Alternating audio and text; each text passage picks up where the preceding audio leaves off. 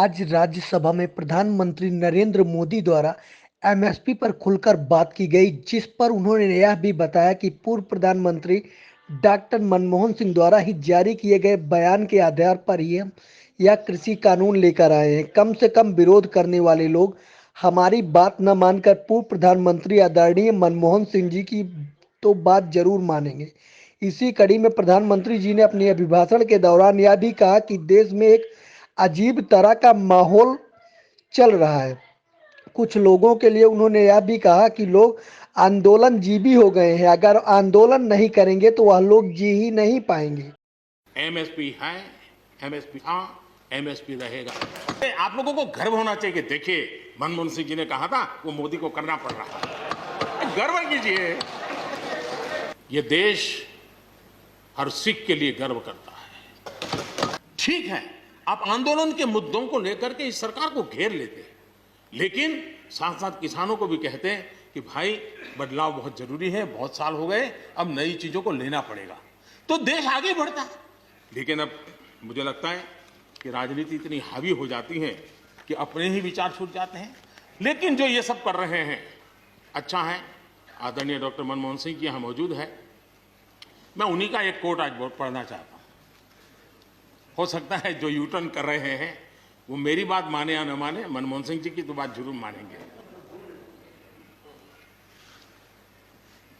There are other rigidities because of the whole marketing regime set up in the 1930s, which prevent our farmers from selling their produce where they get the highest rate of return. It is our intention to remove all those handicaps which come in the way of India realizing its vast potential as one large common market. ये आदरणीय मनमोहन सिंह जी का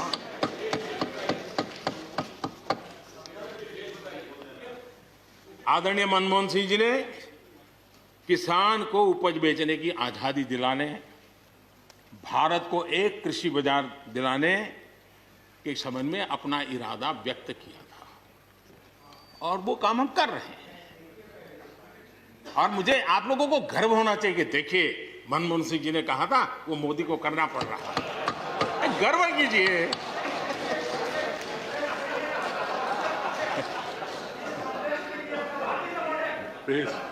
please.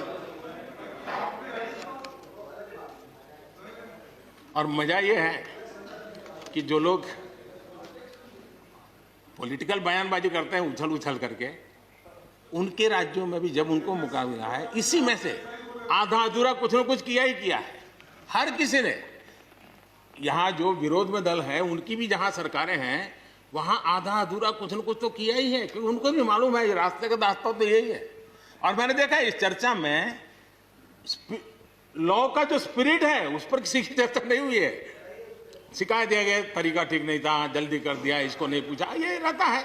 वो तो परिवार में शादी होती है तो भी फूफी नाराज होकर के कहती है मुझे कहां बुलाया।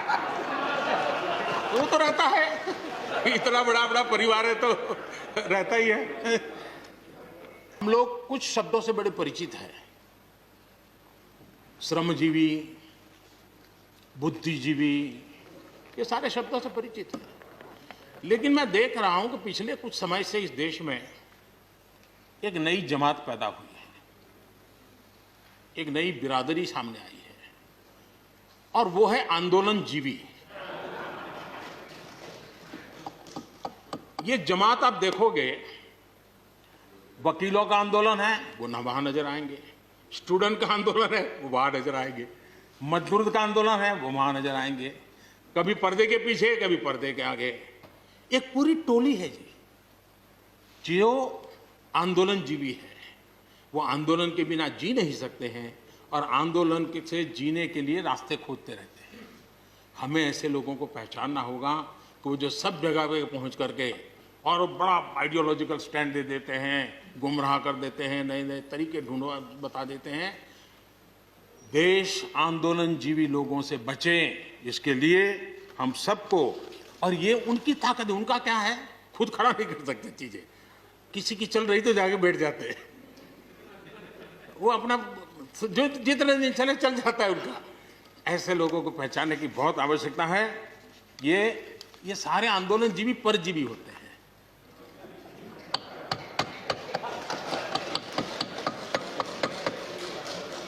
और यहां पर सब लोगों को मेरी बात से आनंद इसलिए होगा कि आप जहां जहां सरकारें चलाते होंगे, आपको भी ऐसे परजीवी आंदोलनजीवियों का अनुभव होता होगा।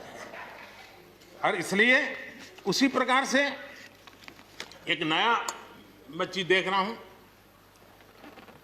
देश प्रगति कर रहा है, हम एफडीआई की बात कर रहे हैं, फॉरेन डायरेक्ट इन्वेस्टमेंट।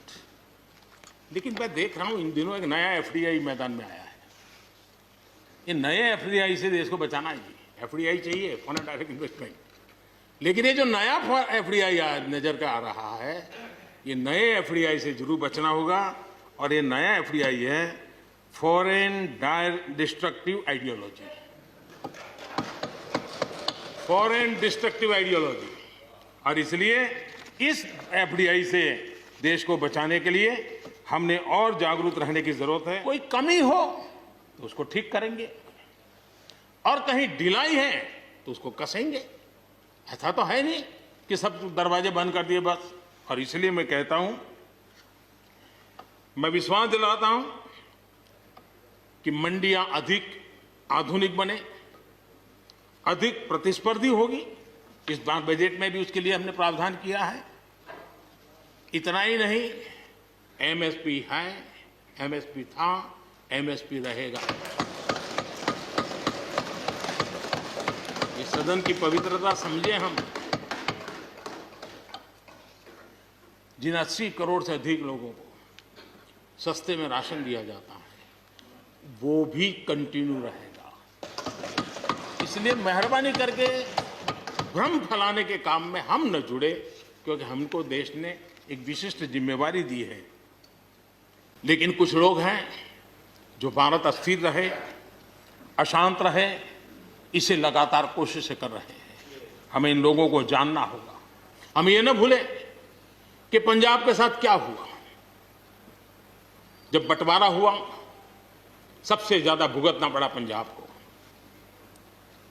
जब 84 के दंगे हुए, सबसे ज्यादा आंसू बहे पंजाब के, सबसे ज्यादा दर्दनाक घटनाओं का शिकार होना पड़ा पंजाब को। जो जम्मू कश्मीर में हुआ, निर्दोषों को मौत के घाट उतार दिया गया। जो नॉर्थ ईस्ट में होता रहा, आए दिन बम बंदूक और गोलियों का कारोबार चलता रहा। ये सारी चीजों ने देश को किसी न किसी रूप में बहुत नुकसान किया है। इसके पीछे कौन ताकतें हैं, हर समय हर सरकारों ने इसको देखा है, जाना है, परखा है। और इसलिए हमें उस जज्बे से इन सारी समस्याओं के समाधान के लिए हम तेजी से आगे बढ़े। और हम ये न भूलें कि कुछ लोग हमारे, खास करके पंजाब के, खास करके सिख भाइयों के दिमाग में गलत चीजें भरने में लगे हैं। ये देश हर सिख के लिए गर्व करता है। देश के लिए क्या कुछ नहीं किया इन्होंने। उनका जितना हम आदर करें उतना कम है। गुरुओं की महान परंपरा को, और मेरा भाग्य रहा है, मुझे पंजाब की रोटी खाने का अवसर मिला है। मैं जिंदगी में बहुत महत्वपूर्ण वर्ष पंजाब में बिताए हैं, इसलिए मुझे मालूम है। और इसलिए जो भाषा उनके लिए कुछ लोग बोलते हैं, उनको गुमराह करने के जो लोग प्रयास करते हैं, इससे कभी देश का भला नहीं होगा। और इसलिए हमें इन दिशा में चिंता करने की आवश्यकता है। हमारी खबरों की पल पल की अपडेट पाने के लिए आपके अपने YouTube channel think media news को सब्सक्राइब करना और लाइक करना ना भूलें। साथ ही बेल आइकन की घंटी जरूर दबाएं। हमारे साथ जुड़ने एवं किसी भी प्रकार के विज्ञापन के लिए संपर्क करें 9580971289 7985881892 9892636377।